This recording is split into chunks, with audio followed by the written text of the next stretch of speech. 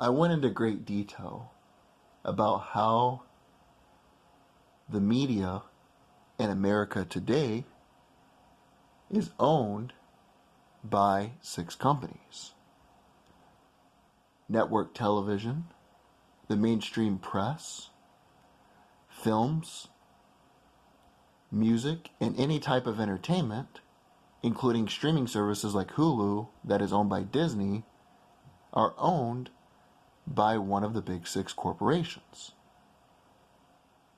Now, why am I going over this again? Well, that's because there is a pattern.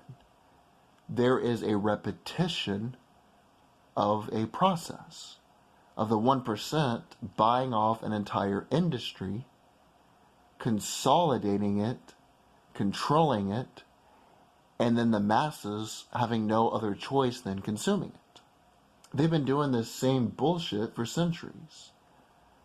Even today, they do the same thing when it pertains to the food industry. If you look at who distributes and produces food and beverages in this country, it is a handful of companies, similar to the media. Same thing with meat companies. Tyson is a virtual monopoly when it comes to the meat industry. Now, all of this is simply a microcosm of what the elites have always done: enriched themselves, protected their own interest and that of their family, while exploiting the citizenry and controlling the means of production, distribution, and resources. The way they did this way back when was by using the East India Company. Now, the East India Company was founded in 1600. This company, if you use it in terms of today's money, was worth $7 billion. Now, if you put that into perspective, that was worth more than the entire Dow Jones Industrial Average today. Of those 30 companies, it is worth more than them in today's terms, because it was a virtual monopoly. But how was it able to exploit entire geographic areas? Well, that's because it was approved trade charters by the British monarchy, who was working for the Illuminati during that time.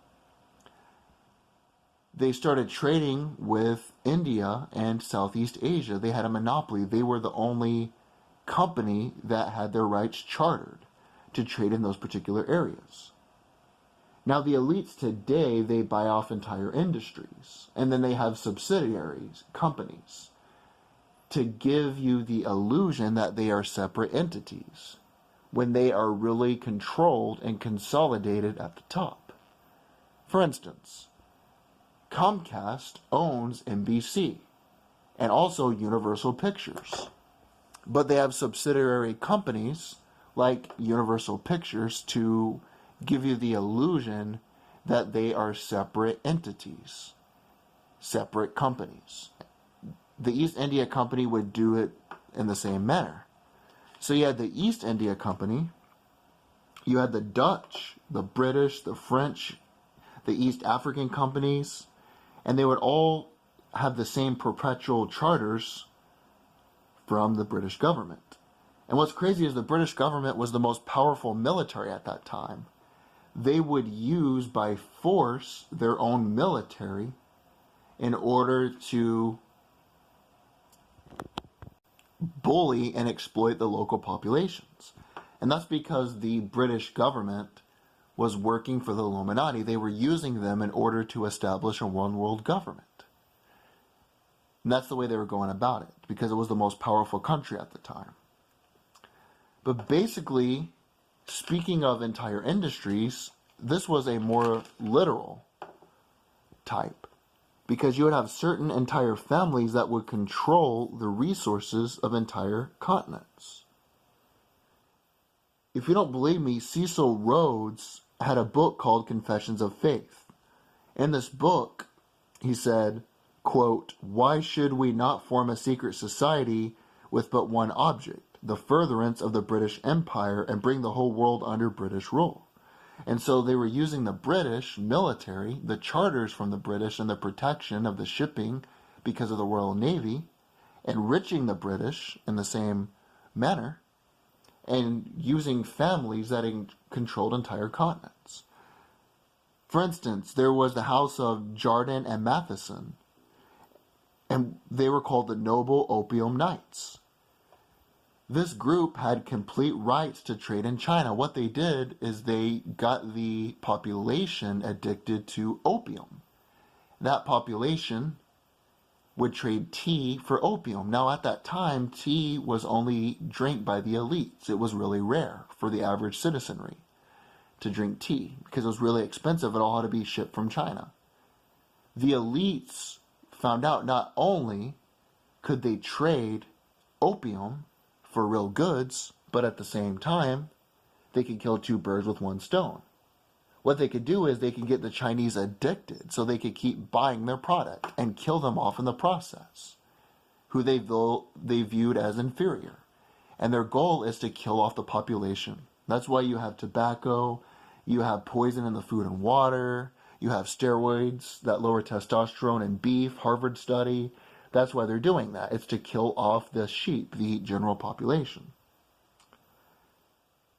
You also had the House of Sassoon that were the masters of India and China. They had the entire rights to those areas. Now, why is that important? Well, Sassoon, they were in-laws of the Rothschild banking dynasty. The Rothschild banking dynasty owned the entire right of credit for the European continent.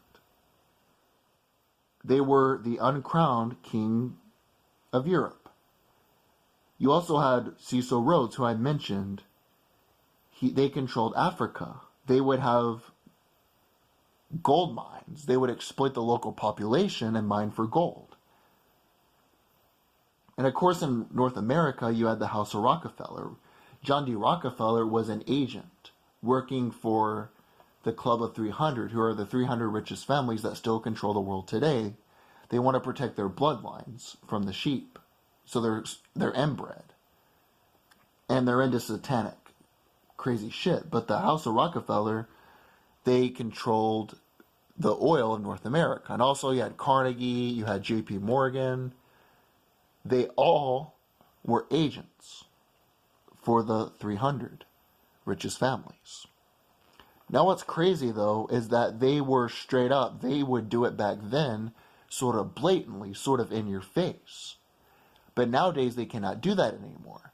They have to do things under the guise of this, under the guise of that, under the disguise. They have to divert you, gaslight you to do this. But what's crazy is this company, whenever it quit after 275 years, now take it, they owned all the rights to the shipping. They were protected by the British Royal Navy. They owned the entire rights for gold in Africa, the distribution. They made India a continent of the British. It did not get its independence until 1970. But why all of a sudden, after 275 years, did the company go away? Well, what's very interesting, you don't hear this in your mainstream history books, but it was dissolved. All the properties were absorbed by, and it was a company called Lloyd's. It was a behemoth of a shipping insurance company, and it was under an investment bank. And this investment bank was a subsidiary of Nathan Rothschild & Co. So the banking company, when it dissolved and all the money went into a trust from the Rothschilds. And the richest 300 families who are involved in that, they kept the resources, just not the individual company itself. But what's funny about the whole thing is that when India got its independence in 1970, sorry, let me get this correct here. Let me look this up. I'm doing all this unscripted. Let me see what year was when India got its independence. 1949, I apologize. I'm doing this unscripted. I'm not like the mainstream media where I have a script in front of me. This is all by memory. But in 1949, they got their independence. And Cecil Rhodes literally admitted this. He said the revenue from India was not enough to cover the expenses of running India. But they did not leave South Africa until the 1970s, as there were still diamonds and gold to extract from the South African mines.